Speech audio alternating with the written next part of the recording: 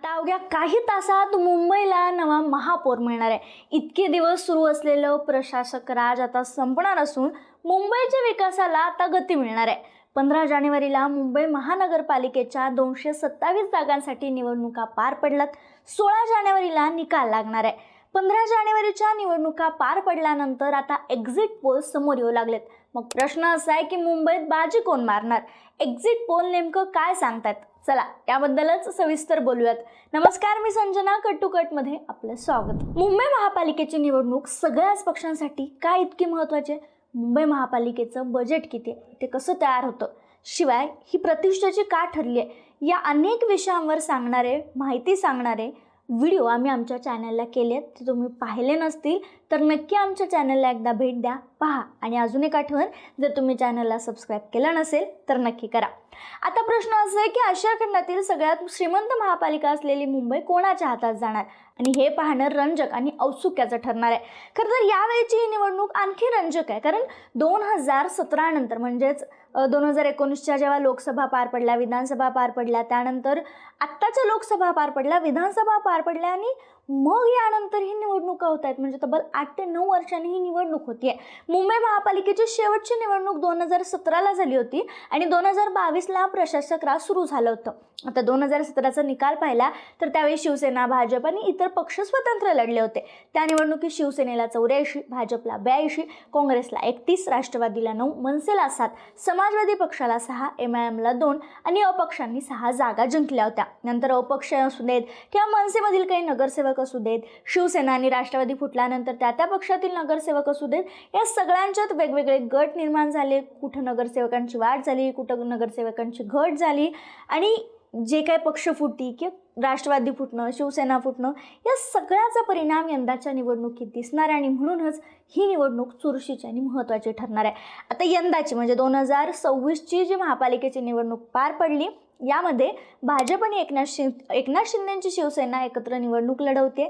एकूण 227 जागांपैकी भाजप 137 तर शिवसेना शिंदे गट 90 जागांवर निवडणूक लढवत होता. दुसरीकडे शिवसेना ठाकरे गट, मनसे आणि शरद पवारांची राष्ट्रवादी एकत्र निवडणूक लढवत होती. 20 वर्षांतर ठाकरे बंधू एकत्र आले होते.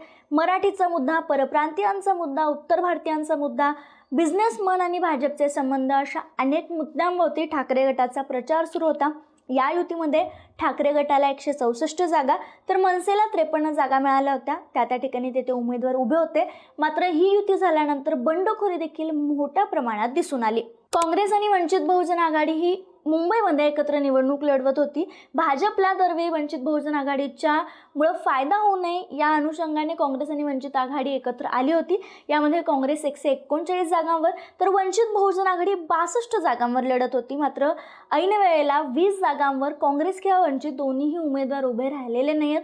अनेक ठिकाणी अपक्ष किंवा बंडखोरी केलेल्या उमेदवारांना पाठिंबा देण्याची वेळ देखील काँग्रेसवर आली आहे. यामुळे काही ठिकाणी काँग्रेस आणि वंचितची अडचण झाली आहे. याशिवाय अजित पवारांची राष्ट्रवादी स्वतंत्रपणे मैदानात उतरली होती. सुमारे 60 ते 70 जागांवर त्यांनी उमेदवार उभे केले होते. तर राष्ट्रवादी समाज पक्षाने अर्थात रासपने सुमारे 10 जागांवर उमेदवार उभे केले होते. आता आपण वळूयात एक्झिट पोलकडे. लक्षात घ्या, एक्झिट पोल म्हणजे निकालाचा अंदाज. ते खरे होतील, कितपत खरे होतील हे सांगण्यात येत नाही. त्यामुळं संध्याकाळी आता 15 जानेवारीपर्यंतचे संध्याकाळी 7 पर्यंतचे वेगवेगळ्या संस्थेने केलेले एक्झिट पोल मी तुम्हाला सांगते. सगळ्यात पहिला पोल समोर आला तो म्हणजे ॲक्सिस इंडियाचा. या पोलनुसार भाजप शिंदेची युती अर्थात त्यांची सत्ता येणार आहे. 131 ते 151 जागा भाजप आणि शिंदेच्या युतीला मिळू शकतात असे या पोलमध्ये सांगितले. शिवसेना आणि ठाकरे बंधू अर्थात मनसेंची जी युती झाली आहे त्या युतीला फक्त 58 ते 68 जागा मिळणार आहेत. काँग्रेस वंचित बहुजन आघाडीला 12 ते 16 जागा मिळू शकतात. तर इतर जे अपक्ष राहिलेत किंवा इतर जे लोक थांबलेत त्यांना पक्षांना 6 ते 12 उमेदवार फक्त निवडून येऊ शकतात. म्हणजे स्पष्टपणे इथं एक्झिट पोलनुसार, ॲक्सिसच्या एक्झिट पोलनुसार भाजपचा किंवा शिंदे गटाचा किंवा भाजप शिंदे युतीचा महापौर बसू शकतो. JVC इंडियाचा जो एक्झिट पोल आहे यानुसार भाजप शिंदेच्या युतीला 142 जागा मिळू शकतात. त्यांचे 142 नगरसेवक निवडून येऊ शकतात. ठाकरे बंधूंची म्हणजे मनसे आणि शिवसेना युती शिवाय राष्ट्रवादीच्या युतीला 59 जागांवर फक्त समाधान मानावं लागणार, जे अतिशय कमी आहे. काँग्रेस वंचित बहुजन आघाडीला 19, तर इतर लोकांना 8 जागा या जेविशीच्या पोलनुसार दर्शवण्यात आल्यात. म्हणजे या पोलनुसार देखील भाजपचाच अजेंडा किंवा भाजपचाच झेंडा महापालिकेवर फडकू शकतो असं सांगण्यात येते. तिसरा जो पोल आहे तो लोकशाही आणि रुद्र रिसर्च त्यांचा हे एक्झिट पोल समोर आला. हा व्हिडिओ बनवेपर्यंत या एक्झिट पोलनुसार भाजप आणि शिवसेनेच्या युतीला 121 जागा मिळू शकतात. इथं थोडासा दिलासा ठाकरे बंधूंच्या युतीला दिसून येतो, कारण या पोलनुसार शिवसेना ठाकरे मनसे युतीला 71 जागा मिळू शकतात. काँग्रेस वंचित 20+ जाऊ शकतात, त्यात 25 जागा मिळू शकतात आणि इतर अर्थात अपक्षांना 10 जागा मिळू शकतात असं सांगण्यात येते, ज्यामुळे उपमहापौर मनसे किंवा ठाकरेच्या युतीचा होऊ शकतो. आता पुढचा जो एक्झिट पोल आहे तो टाइम्स नावचा आहे. टाइम्स नावच्या एक्झिट पोलनुसार टक्केवारीमध्ये हा एक्झिट पोल आहे. यामध्ये महायुतीला 42 ते 45% जागा मिळू शकतात.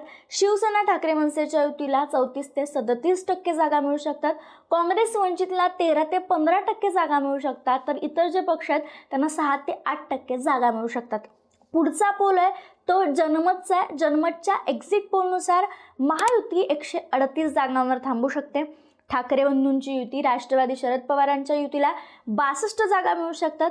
काँग्रेस वंचित 20+ किंवा 20 असू शकते, तर इतरांना 7 जागांवर समाधान मानावं लागणार आहे. लक्षात घ्या, मी परत सांगते, हे एक्झिट पोल आहेत, हा निकाल नाही आहे.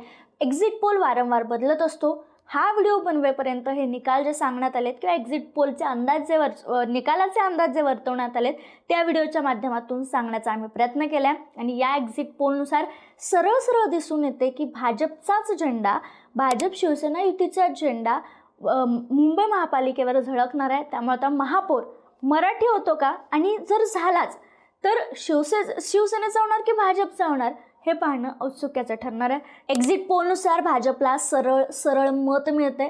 मुंबई महापालिकेवर भाजप अर्थात शिवसेना भाजप युतीचा झेंडा फडकवू शकतो. 25 वर्षाच्या ठाकरेंच्या सत्तेला इथं सुरुंग लागू शकतो आणि शिवसेना भाजप युतीचा महापौर बसल्यानंतर तो शिवसेनेचा असेल की भाजपचा असेल हे पाहणं देखील महत्त्वाचं ठरणार आहे. मात्र ऑल ओव्हर परिस्थिती पाहता तुम्हाला काय वाटतं? मुंबईत कोणाचा महापौर असेल, कोणाची सत्ता येईल? कमेंटमध्ये सांगायला विसरू नका.